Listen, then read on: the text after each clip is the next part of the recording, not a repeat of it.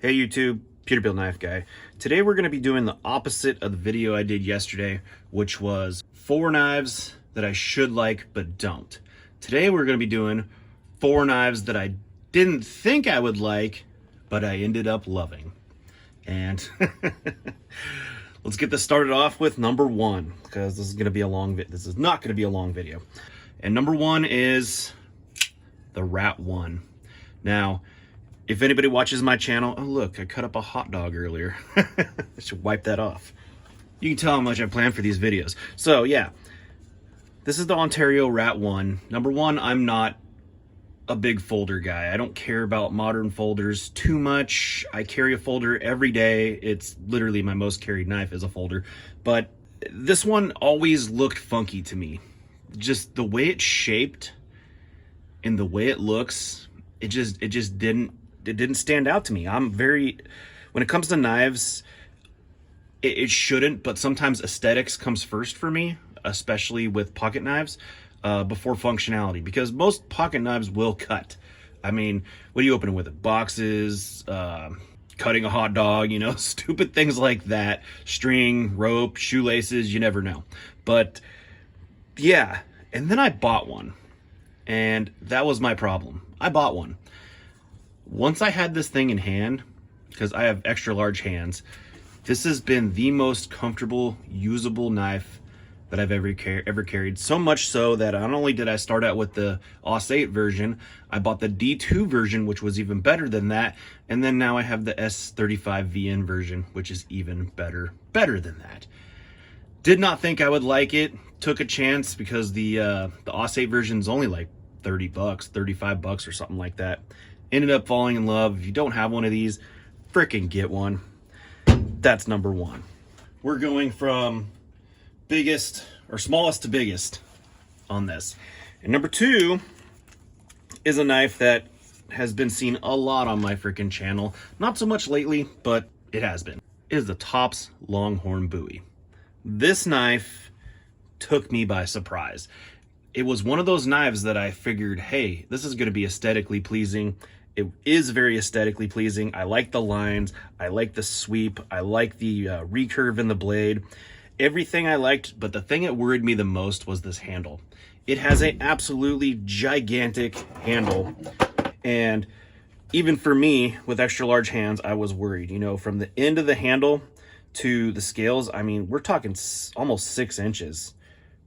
Right at almost like, yeah, almost at 6 inches from here all the way to here, which is crazy because, I mean, even with extra large hands, you know, we're talking 4 inches across here. But when I got this, and I've said this in multiple videos, that the way you can hold this knife with 3 different positions, you got your choke up position, and I'm not a finger choil guy at all. This is the only knife that I really approve of the finger choil on. And it is, you got your choke up position, which I probably never use, but it's super comfortable. Then you just got your standard hammer grip position where your finger is in that knob right there. Extremely comfortable.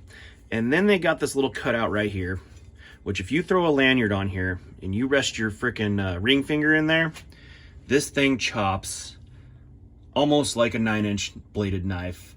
And that is fantastic. Great knife. Only disappointment with it so far is whatever freaking coating they use. It's like a clear Cerakote or a clear coat. I don't know. It is rusting underneath. That is no bueno in my opinion. But you know, that's something I could fix. I could strip this thing, put a force patina on it, which I'll probably end up doing, and get rid of that right there. I might even glue it. Who knows?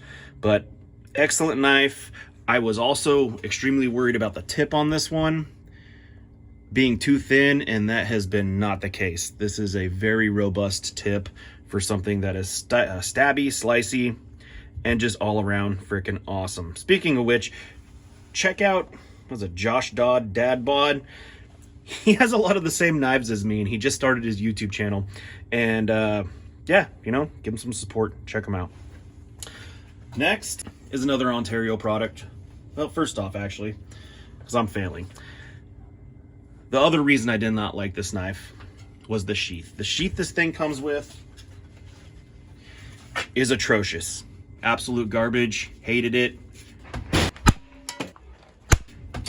Garbage. I had to make my own. Once I made my own sheath for this thing, then it just became a whole new freaking knife for me. That's how a Bowie should look, in my opinion. If you're gonna name something, if you're gonna put Bowie in the, or Bowie, however you want to say it, beat me up in the comments, in the name of the freaking knife, do not give it that sheath. Period. Yeah. So up next, and is also in the same boat as that one, is the Ontario SP6. Also had a terrible freaking sheath, just kind of like the Tops one. I had to make my own sheath for it. That was a huge upgrade for this knife. But this was one that I just wasn't too sure about. It's more of a fighting style. I'm not typically into fighting style knives. You know, I'm not into K-bars. I've had K-bars. They're just not my thing. But this one just surprised me. It is an excellent chopper for what it is, and an excellent slicer. The handle is super comfortable, and the price was just on point. I think I paid like $60 or $50 or something for it. Something crazy. One thing this thing did need a lot though, it needed to be reprofiled. Straight from Ontario, it was sharpened like a freaking, like a hatchet. But once I reprofiled it, it really just woke this knife up, and I really like it. It doesn't show itself very much on the channel anymore, but you know, that might change pretty soon. Knives are getting expensive, and I'm not sponsored by anybody, so a lot of this stuff comes out of my pocket. Actually, most all of it does. And last but not least is a K-bar product. This one, everybody knows, everybody loves, and it is the K-bar BK9, the Becker BK9. This one took me by surprise. This is the one that I did not want to have the most, that I just bought on a whim, and it was because I went to an actual knife store. If this was just online, I would have never bought it. I seen it in person, touched it, and thought, you know what, I'll give it a shot. And once I did, it really opened up my eyes. I'm sure this is no shock to anybody out there who has had the Becker BK9.